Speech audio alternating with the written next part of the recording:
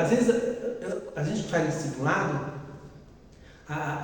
trabalha muito com as pessoas, o que o discipulado faz? Ele tenta tirar da cabeça das pessoas todos aqueles entulhos que tem lá, que ela aprendeu torto, e colocar a palavra de Deus num lugar.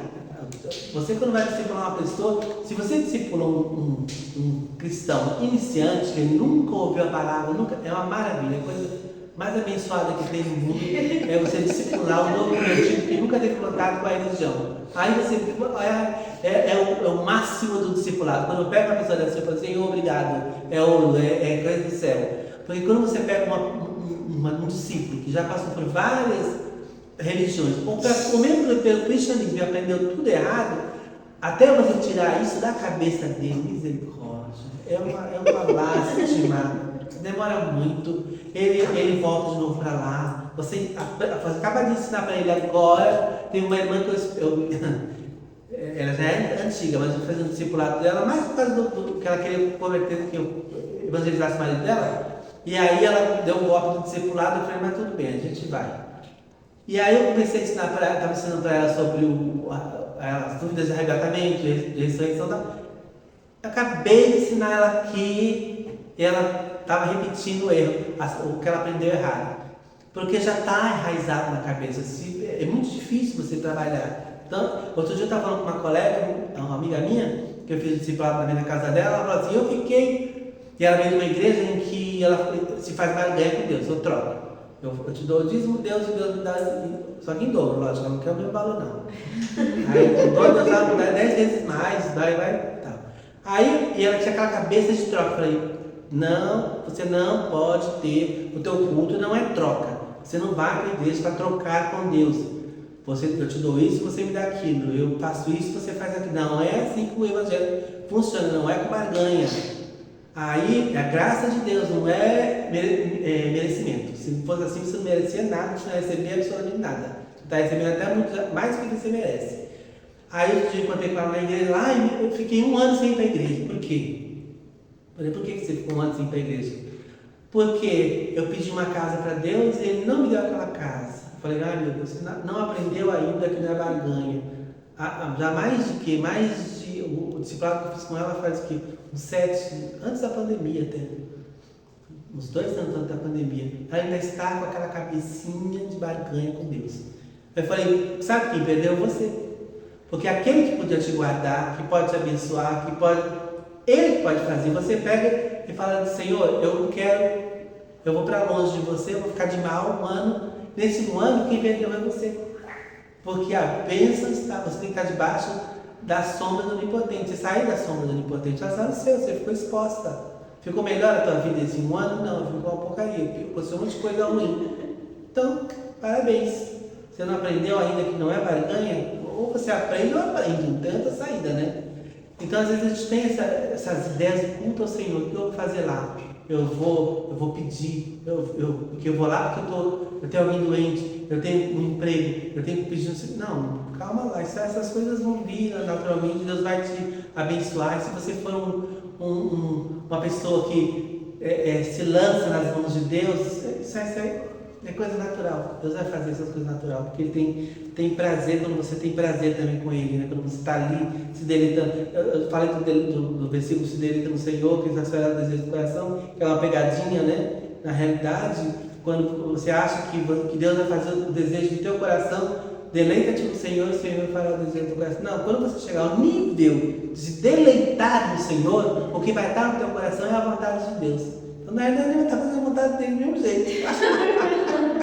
Ele não vai fazer a tua vontade nunca, porque o teu coração está tão cheio de Deus, que a tua vontade vai combinar com a dele. Está na mesma sintonia. Então, agora eu faço. Porque agora a tua vontade bateu com a minha vontade, então agora eu faço. A gente acha que deleita-se no Senhor, Ele vai fazer, vou fazer tudo agradar a Deus, e Deus vai fazer o que eu quero. Pegadinha, mas tudo bem. O apóstolo Paulo, em Romanos 11:33, fala: ó profundidade da riqueza, tanto da sabedoria como do conhecimento de Deus, quão insondáveis são os seus juízos e quão inescrutáveis os seus caminhos. Então ele é de uma profundidade infinita, um Deus profundo desse não pode ser adorado rasamente, de uma forma rasa, rasteira, de qualquer jeito, sem conhecimento, sem entendimento. Não, o teu culto tem que ser racional, também o apóstolo Paulo vai dizer isso, né? Você tem que entender o que você está fazendo lá, como você vai prestar culto a Deus, como você vai adorá-lo. Você tem que saber. Quanto mais você se aprofunda, mais perfeitamente você vai chegando até Deus. E você vai prestando uma adoração mais sincera, verdadeira, né? Então o louvor, ele é aquilo, de uma forma assim, eu vou fazer de uma forma sintetizada. O louvor é quando você adora a Deus pelo que Ele fez. Então, você recebeu alguma coisa, foi curado, você adora a Deus. Você orou e Deus atendeu, você adora a Deus. Então Ele fez um milagre, você adora a Deus pelo que Ele fez. Isso é um louvor. O que vai sair da tua boca é um louvor em gratidão ao que Ele fez. É uma forma de adoração? É, mas não é ainda completa. Agora existe aquela outra parte que você adora pelo que Ele é, sem que Ele faça nada por você. Então Ele não precisa fazer absolutamente nada por você. Uma vez o Tero falou, né? Eu não preciso que Deus me faça ver anjos, milagre, nada. Me basta a palavra dele. Então eu adoro pelo que Ele é, ainda que Ele não faça absolutamente nada do que Ele já fez, né? Porque Cristo já fez tudo na cruz, está consumado. E a gente quer fazer que Ele faça mais o quê? Né? Tem gente que o melhor de Deus ainda está por vir, tá? Não tem mais nada de melhor de Deus. Daqui para frente não tem melhor de Deus para ninguém. O melhor de Deus Ele colocou naquela cruz, acabou. Não tem mais nada melhor que Cristo. Porque depois da perfeição tem o quê? Não tem mais nada. Você veio o que era perfeito, acabou. Consumou tudo e a gente não precisa de mais nada. Então, eu adoro Ele pelo que Ele é, tá? A gente pode adorar através do louvor? Pode. Mas a adoração começa antes do louvor. O Salmo 102 diz que a gente tem que apresentar perante Ele com cânticos. Ok. Mas a gente tem que vir de casa já com o coração cheio de Deus. A gente não vai encher. Esse é o problema do culto também. Quando a gente chega na igreja, a gente chega no culto e fala assim, hoje não foi bom o culto. Eu estou saindo, parece que estou saindo vazio. É porque você chegou vazio. Porque você já tinha que vir adorando a Deus na tua casa. A adoração ela vai completar lá. Havia em Jerusalém um costume de eles fazerem, daí vem as procissões católicas, né? Eles iam para o templo em procissão. E como o templo era num monte, tinha as escadarias, tinha até cânticos dos degraus, então eles já vinham cantando lá na rua de fora até entrar no templo. Por isso que ele fala, entrar no templo com louvor. Porque eles já vinham, era uma forma de explicar para eles. O louvor, a adoração a Deus não começa quando vocês entram no templo.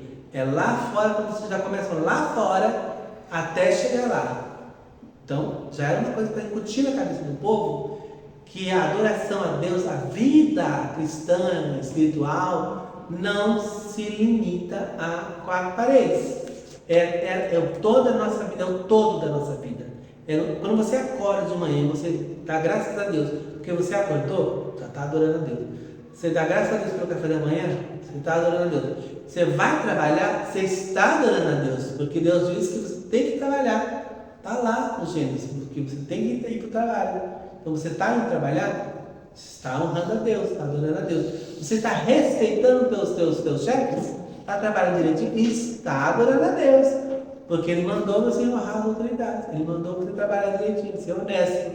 Então, tudo aquilo, quando você respeita o que Deus falou para você fazer, você tem respeito e reverência pela palavra de Deus, você está adorando a Deus.